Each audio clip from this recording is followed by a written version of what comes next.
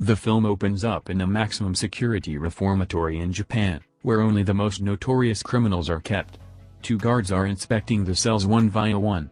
And after a while, they come throughout the isolation cell, which interestingly homes the most hazardous criminal in Japan, Suzuki.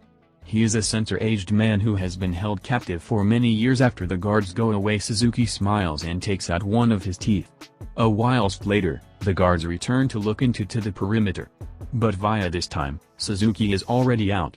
One of the guards senses someone's presence and shows his torch around the place.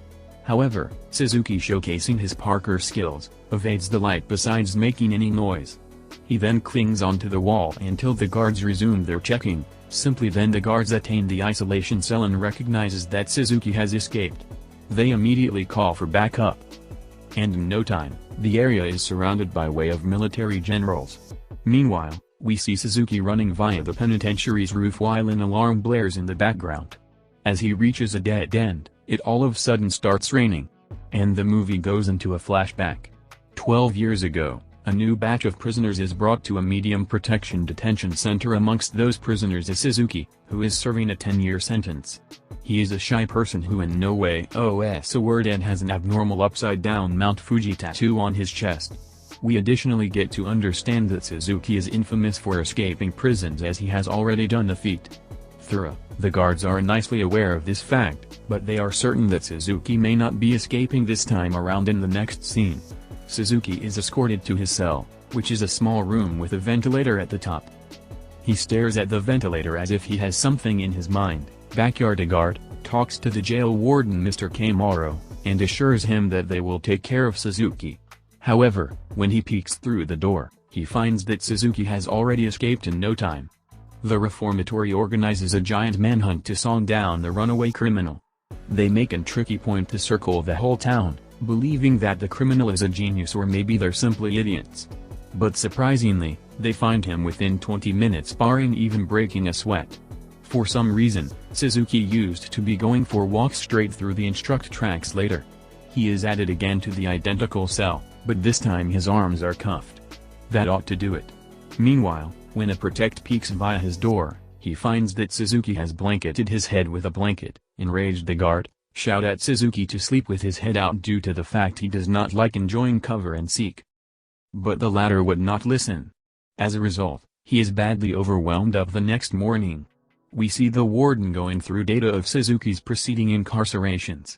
After a bit of research, he finds a strange coincidence. Every time Suzuki escaped from a prison, he was caught at the nearby instruct tracks almost straight away at night.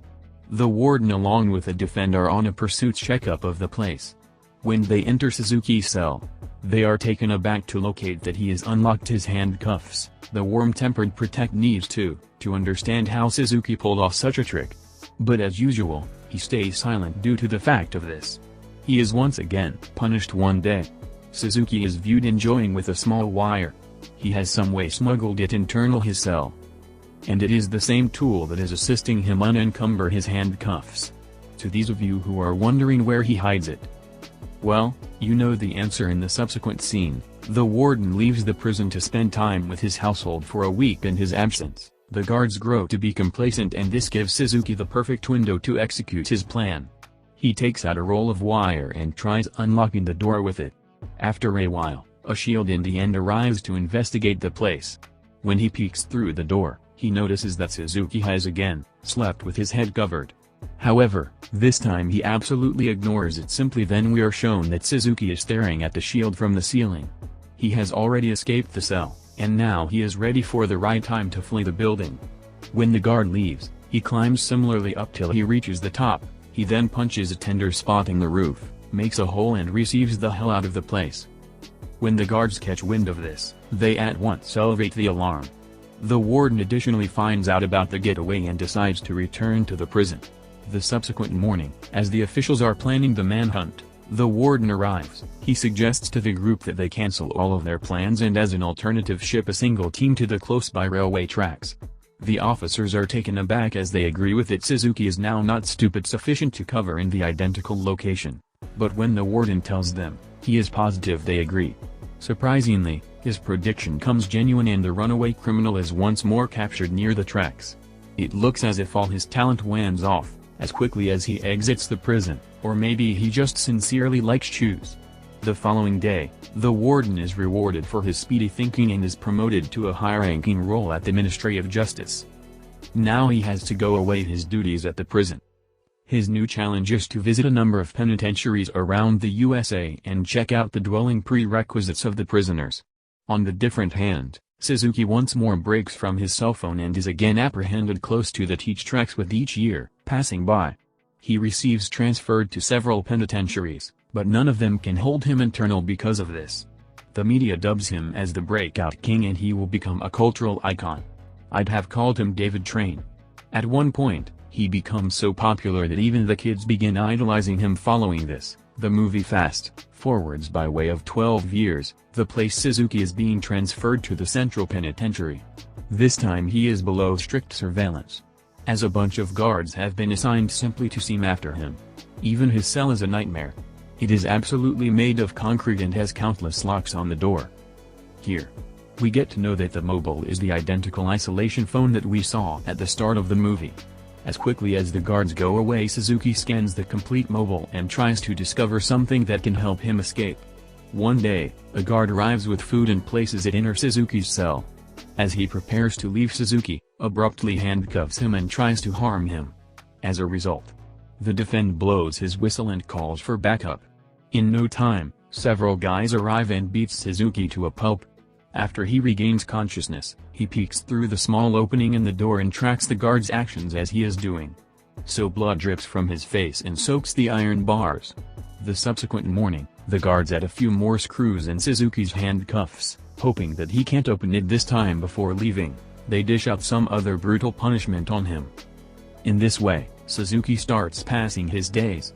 He deliberately attacks the guards, gets crushed up and soaks the iron bars of his door with his very own blood. One day, the guards beat him up so badly that one of his teeth falls out. Surprisingly, Suzuki picks it up and begins smiling as if he had delivered it all alongside. In the subsequent scene, Suzuki is considered drawing something on the wall with his tooth. When the defendant arrives, he at once locations the enamel and its authentic function interior his mouth. A few weeks later, Suzuki attacks yet any other guard. This time he crosses all boundaries and is given the remaining punishment. They deliver out a long chain, tie him up with it and make him stand in a challenging posture. Days skip by, but he is still in the identical condition. One day, in a stunning flip of events, Suzuki starts singing. It is ultimately printed that he can speak. The movie then fast forwards via a year, and terrible Suzuki is nevertheless going through the punishment. He has began searching like a castaway and maggots are seen jogging through his palms, the place he has been cuffed. Fortunately, that evening the guards enter his telephone and ultimately take the chains off. As a result, he eventually receives true relaxation after a whole year. Meanwhile, ex-warden, Mr. Kamara, arrives at the jail to check out the services there. When he procedures the isolation cell, he notices ill and fragile Suzuki. However, he definitely ignores him and walks away. Next, we are taken to the equal nighttime that we saw at the start of the movie. When it begins thundering outside, Suzuki units his format into motion. It seems as if he has been ready for this day for over a year. He takes out his tooth and begins opening the screws of his cuffs.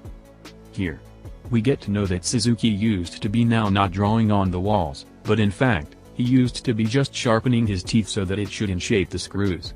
After putting himself free from the cuffs, he procedures the door and starts evolved shaking its metal bars. Surprisingly, due to the regular dripping of blood, the metal bars have end up rusty and they without difficulty come off with this. He escapes his mobile and ultimately the complete place. In the following scene we are taken to the past. On the day Suzuki was born, his mom dies due to delivery problems whilst his father is rotting in internal jail. Due to this, he is raised via his extended family. One day, as Suzuki is practicing his parkour capabilities in the woods, he is suddenly approached by means of his runaway father. The two bond for a while, and Suzuki notices the same tattoo on his father's chest. Unfortunately, their assembly is cut quick when some officers arrive and to start chasing the dad. Seeing this, Suzuki thinks he's likely not coming again with milk and vows to meet his father sooner or later. Back to the present. Suzuki is again walking through the tracks when he is stopped via Mr. Kamara. The ex-warden asks him to stop, and pretty he obliges. After a while, a group of guards arrive at the scene and take him away. Seeing that even the most fortified of penitentiaries should not maintain Suzuki, the head of the criminal department orders Mr. K. to escort Suzuki to the deadliest prison on earth. The prison aisle, the jail aisle, is like no different penitentiaries. It is located in the center of the ocean with extremely hazardous currents on all sides. And greater importantly, no rattling trains nearby.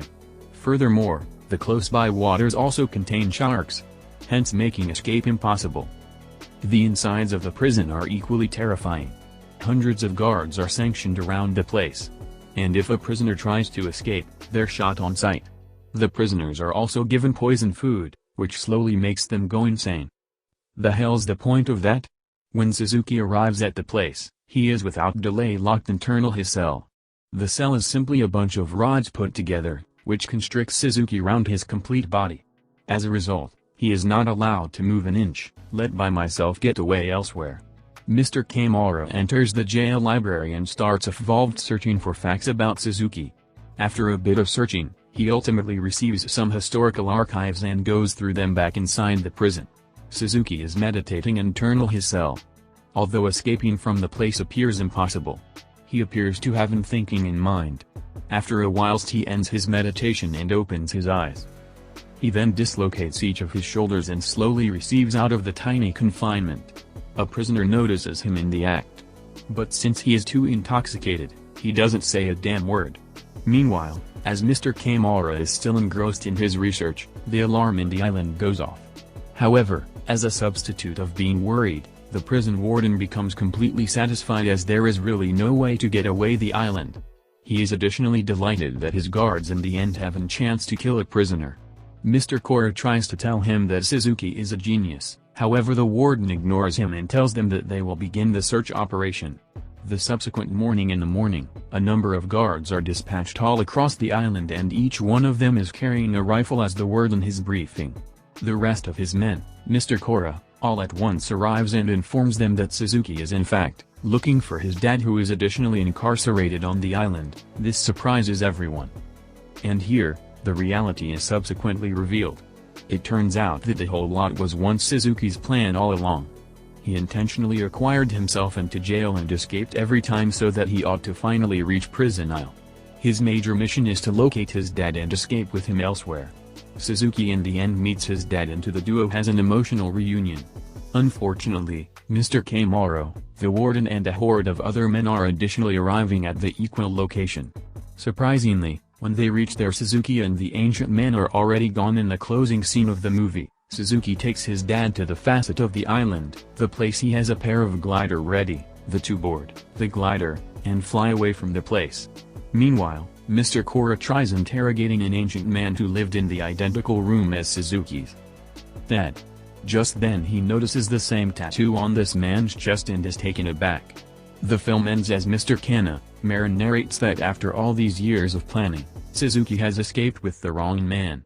Subscribe for more videos like this, flip on notifications and go away a like to assist the channel out. Thank you for watching.